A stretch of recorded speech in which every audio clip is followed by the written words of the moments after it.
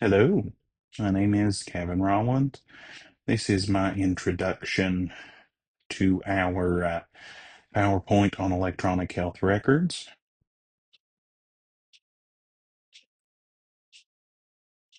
I just want to welcome you in.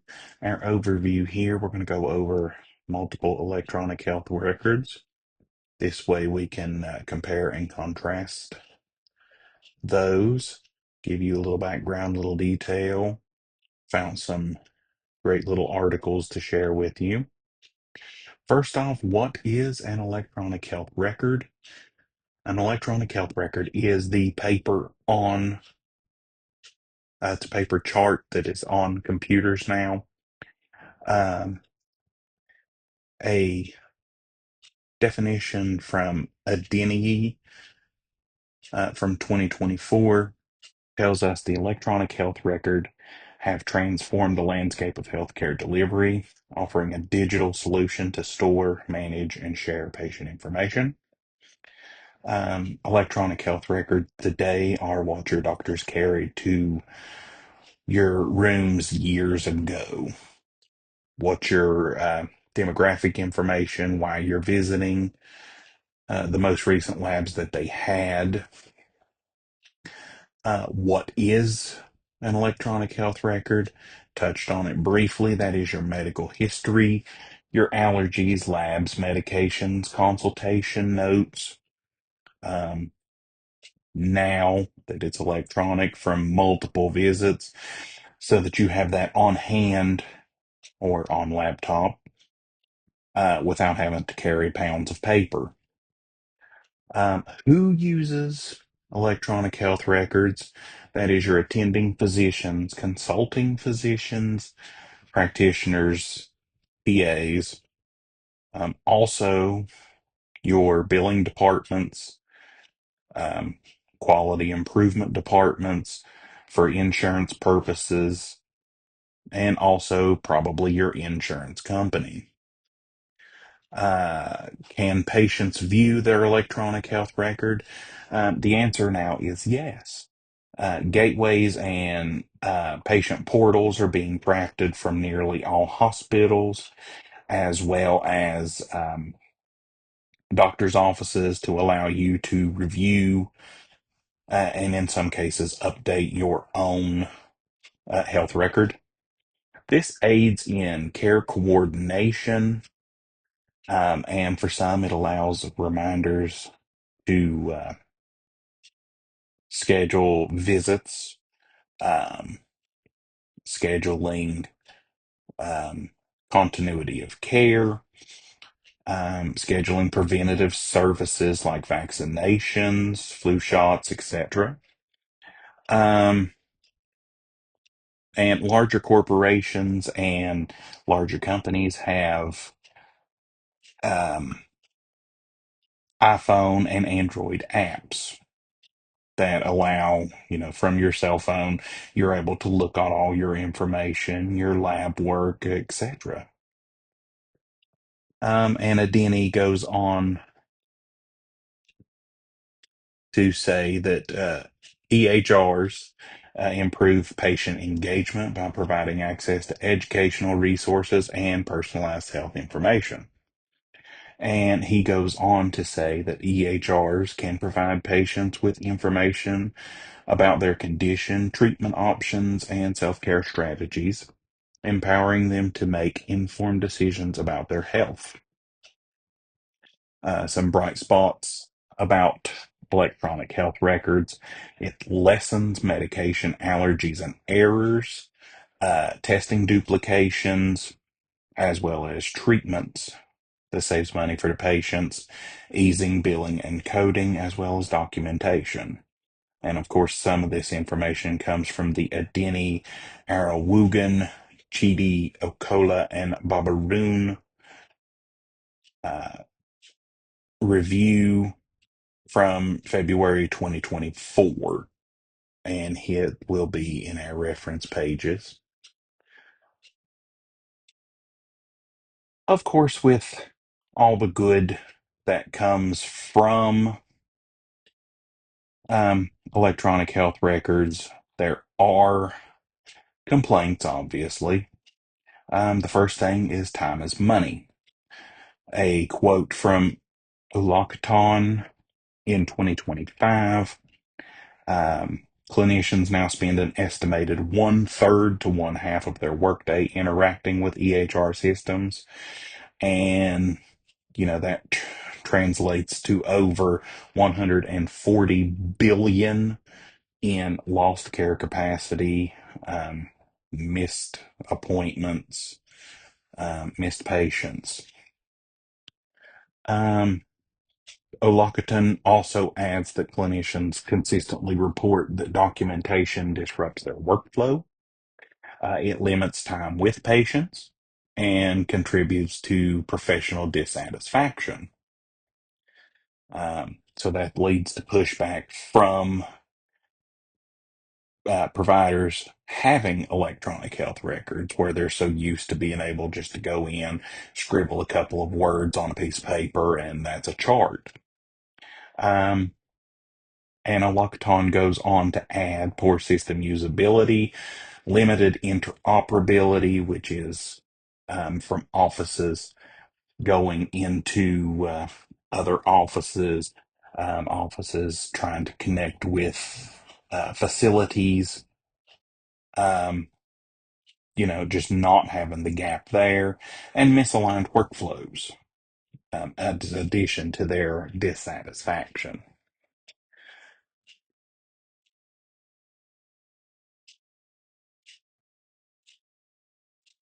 Okay, next, we're going to go into our implementation. And I believe I'm lagging here just slightly. Um, for implementation of your electronic health records, you have to tailor the system to best fit your practice. Um, you have to find the best system for your office needs. It's not going to be the multi-thousand-dollar, hospital-wide system when you're only seeing, 10, 15, 20 patients per day. You can find something that's cheaper that, narrows down your needs there. You have to establish a process to change over your electronic health record, being if that's from paper to a system or if that's from system to system changes. Um, it has to be seamless, not take care of patient time, and not tie your staff up to where they're not with patients as well. Next, you have to determine how you're going to backload your patient information into your electronic health record, be that you're going to contract out, allow a third party to put your patient information in. If you're going to pay one specific person to do that job, and if you're going to have a whole team do it, and that way they can verify their um, work. That way it's all in accurately and timely. Training, you're going to have staff from your electronic health record company on site for day of deployment. You're going to have, staff on site for problems that will come because all things will come with problems. Um, you have to have, people available for problems off time. So there's a lot to put into this um, when you're setting up a new system, obviously. And in support and encouragement, you have to realize that your staff, as well as yourself as the provider, are going through major, major changes, which in the interim and the start out is going to add quite a bit of work and work stress to people. They're going to have to navigate this new system. They're going to have to find patients. They're going to have to add patients. So you need to bear in mind, these people, they need to be rewarded for all the time and effort that they're putting in.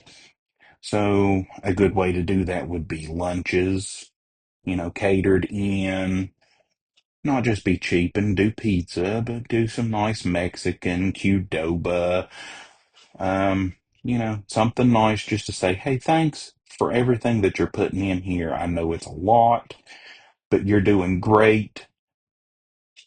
Include the staff for the electronic health record, be it Practice Fusion or Meditech or whatever company, add them in because they're helping, link everything together to make a nice, enjoyable thing out of it.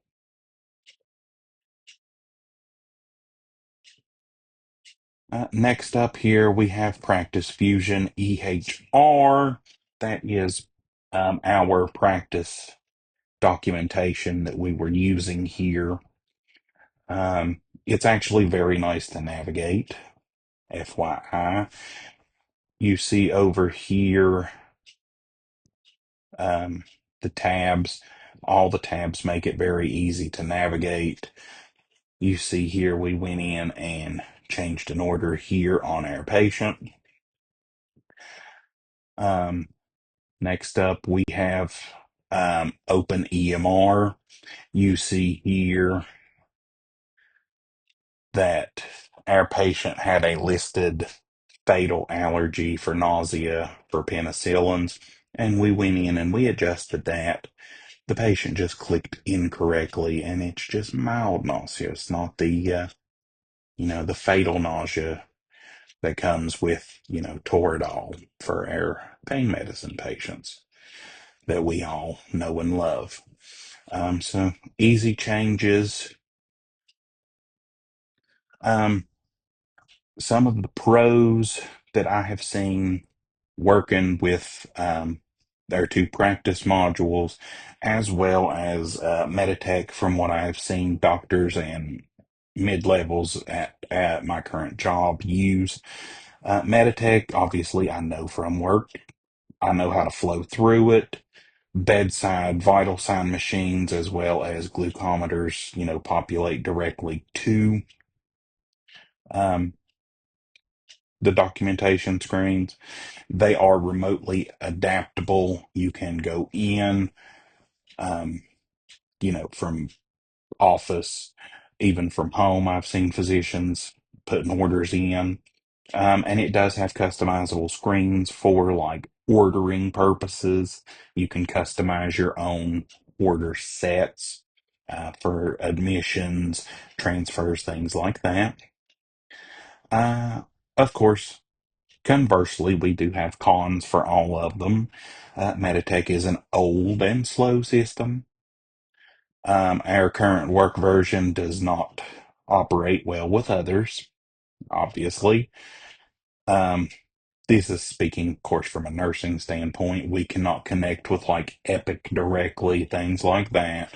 So that's still having to utilize fax, to send records and things. From what I have seen from OpenEHR, it's also a slow system and it's hard to navigate for me. Of course, that could just be a new system, and working with it, I might be able to enjoy it better. I will not rule that out. And of course, Practice Fusion.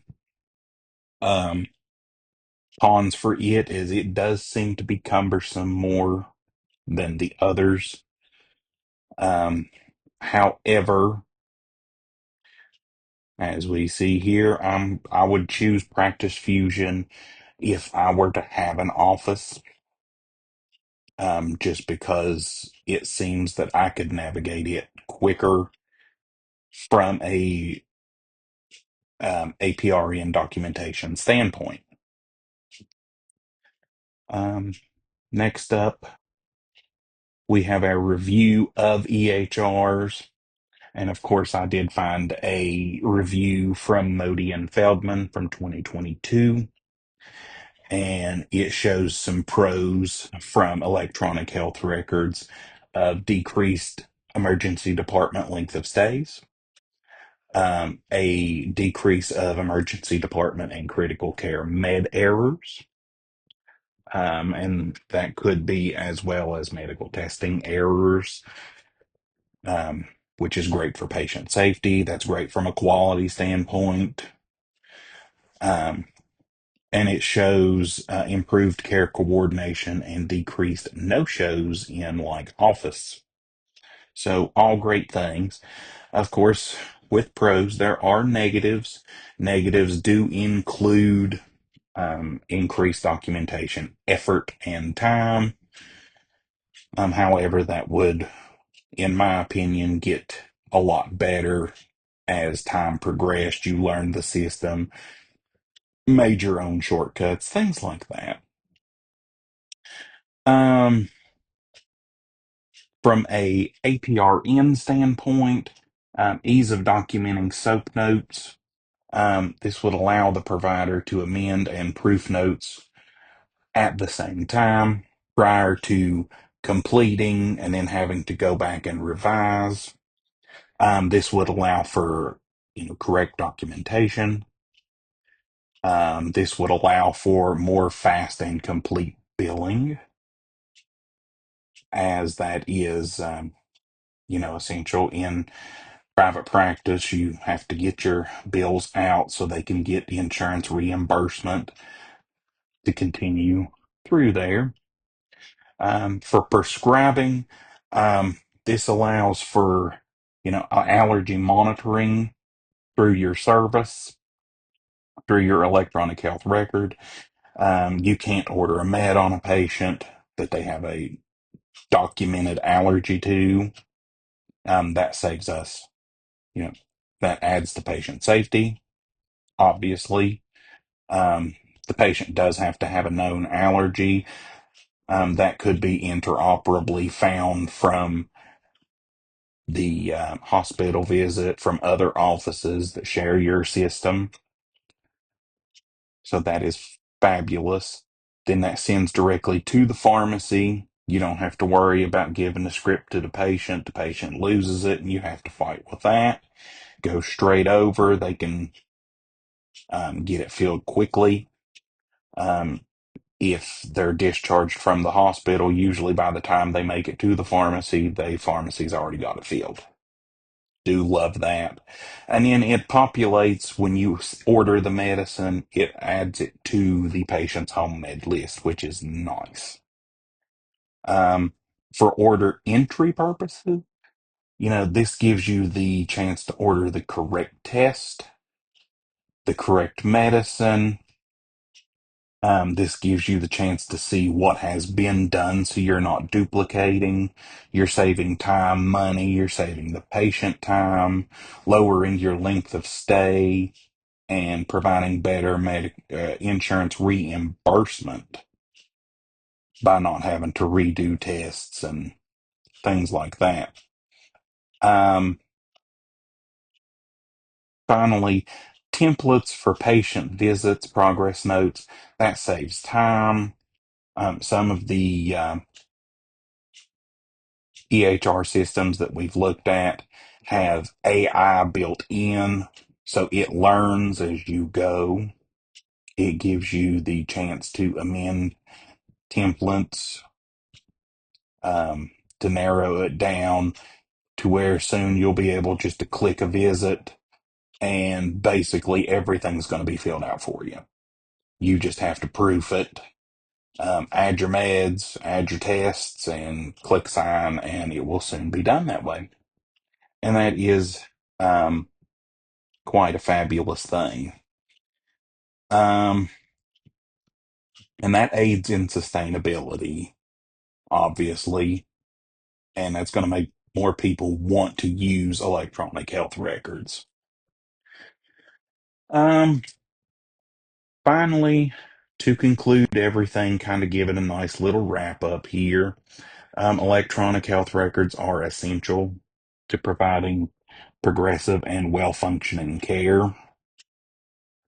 This allows patients and providers to quickly and accurately find information, providers to document, order testing, send medication simply from a laptop, um, and just a speed performance. The EHR, of course, is utilized through acute care as well as primary care. It has your whole basic life history from your first visit up to your last. All the information's there, what treatments we've tried, what treatments we haven't tried, what medicines we've tried, taken, don't work, etc. Um, of course, patients also have the ability to view their charts, what tests they've done, what medicines they've taken, what they still take, what they need to take. It gives them the ability to look at education, be it for testing, for medications. Um, they can ask physicians questions prior to their visit as they come up with them. That way, they don't get ran through the office. You have any questions for me? And of course, the doctor's ready to run out the room before you even get the questions out. This gives you a chance. Hey, I need to know this. And, that gives them time to prepare you an answer. And then, of course, make mention again of Olacotin's um, physician complaints that they're losing patient time from having to document in electronic health records, which leads to a loss of money. Obviously, they don't like the changes in their workflow. They're resistant to change, especially some of the older physicians. Newer physicians coming out that are um, tech savvy are a lot more willing to use electronic records. Um, but you still do have those old timers that are not real keen on it, that have scribes that do all of their documenting. Um, Obviously, with implementation, reward your staff for all the training that they had to do, for all the headache they have to go through with scheduling and adding patients and finding patients. You know, nice lunches when it comes time to amend your electronic health records would make a great difference, make everybody a lot happier. Um, and then, of course, we do have positive feedback from Modi and Feldman that show positives from electronic health records for decreased length of stays, decrease in medical errors, and decrease in no-shows in primary care. So there is a need for electronic health records. When used properly, they are positive for the most part. You do have to learn, of course, new programs, new ways, and that is, scary for some people, but it's something that is necessary, that does benefit the patient as well as the provider, and it just is something that has to be, brought through and, done. And finally, we wrap it up with our reference slides. Um, and I even went as far as to add our EMRs that we practiced on, um, as well as our other references that we've used. Greatly appreciate the activity, and hopefully it is received the way that I think that it came across. Um, we did put a lot of effort into it, and hopefully what I present is the gist of what the assignment needed to be. Anyway, have a great day. Appreciate your time.